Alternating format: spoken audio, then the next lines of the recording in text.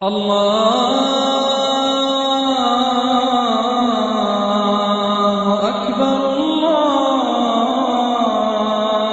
أكبر الله أكبر الله أكبر 3 number visual explanation. রাসূল ইসলাম এটা করতেন যাতে করে আরো সহজে বোঝানোর জন্য। এটা নিশ্চয়ই আপনারা করেন।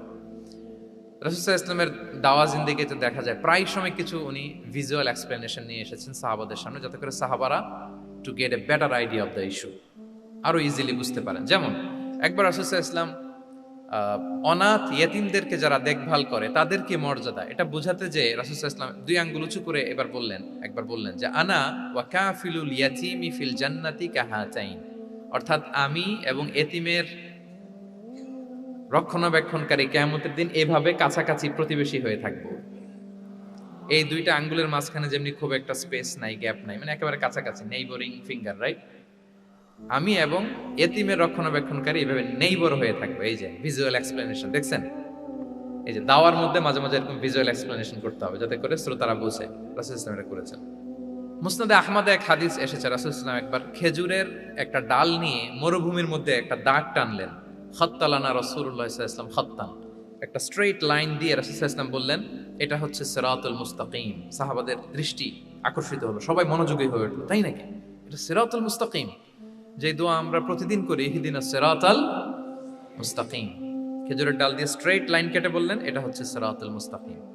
এবার ওই খেজুরের ডাল দিয়ে ডানে বায়ে অনেকগুলো ছোট ছোট দাগ কাটলেন আর বললেন হ্যাঁ দিহি সুবুলুশ শাইতান, এগুলো হচ্ছে শয়তানের রাস্তা, এটা হচ্ছে মুস্তাকিম সোজা রাস্তা যেটা জান্নাতে যায়।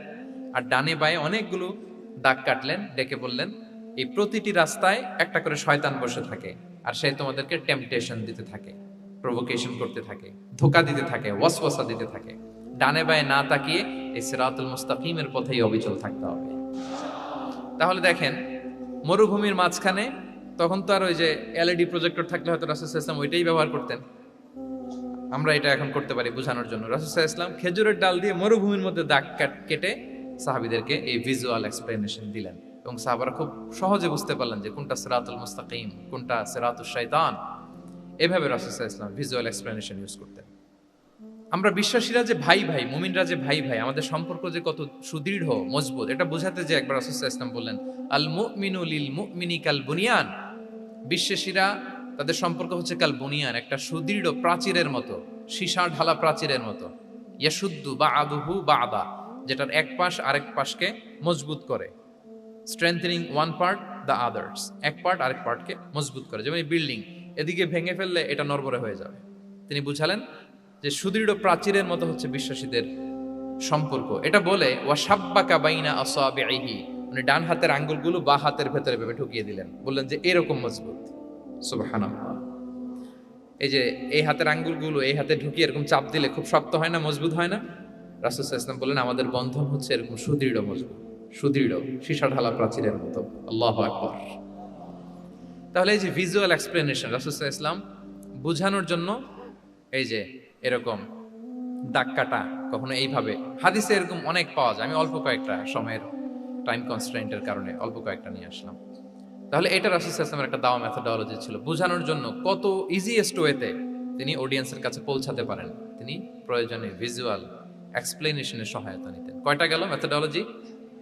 3টা।